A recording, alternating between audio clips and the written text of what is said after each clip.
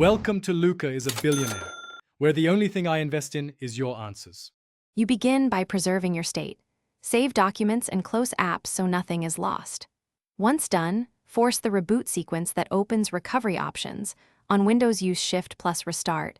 On Mac OS, hold Shift while booting. You do this because safe mode loads minimal drivers and services, isolating system problems. Make sure devices like external drives are unplugged. They can change boot behavior. This step puts you into an environment where diagnostic actions are reliable and safer for system files.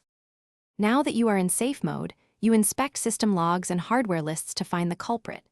You should open Device Manager or Console and look for error codes or failing drivers.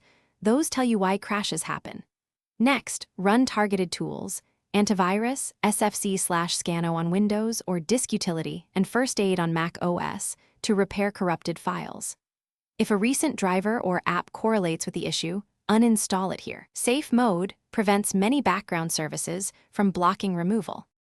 You finish by rebooting into normal mode to confirm that repairs fix the issue, observe startup behavior, and test key applications.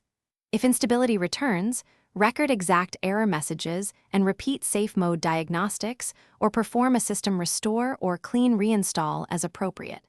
Make sure to reinstall only verified drivers and updates. Troubleshooting tip.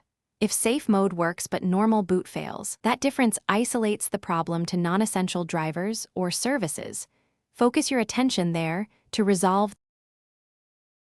Thanks for watching and please subscribe. It's the best investment you'll ever make.